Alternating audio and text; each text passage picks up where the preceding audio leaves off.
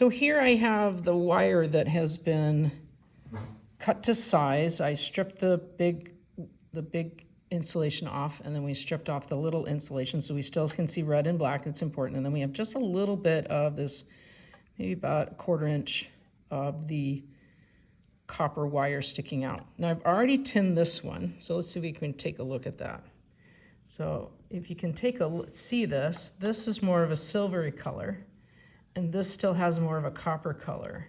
Looks like the wire we did. So we put the solder, that wire there, and we coated that solder, our copper wire, with the solder. And that solder is what we're going to be able to connect the two pieces together. So let me show you how you solder this. It's really fast with this thinner solder, so I'm very happy.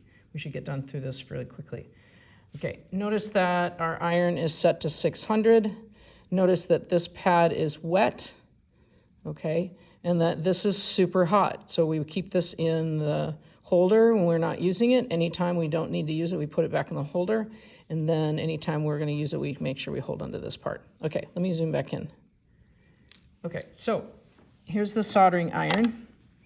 This in my right hand because I'm right-handed, and then I have my left hand holding the soldering, the solder itself on the roll. And then I tip my soldering iron underneath the copper, warm it up a little bit, and then I just touch this onto the soldering iron and it melts it. You see all that silver coming across there? You want to get it from the bottom to the tip. And let me add a little bit more here on this one because I don't think it got a lot because it wasn't really obvious. There we go. Okay, and you might melt the little bits of insulation here, but it's not that big a deal, so don't worry about it. I reholster that and take a look. That looks really good. Okay, that's how you tin the wires.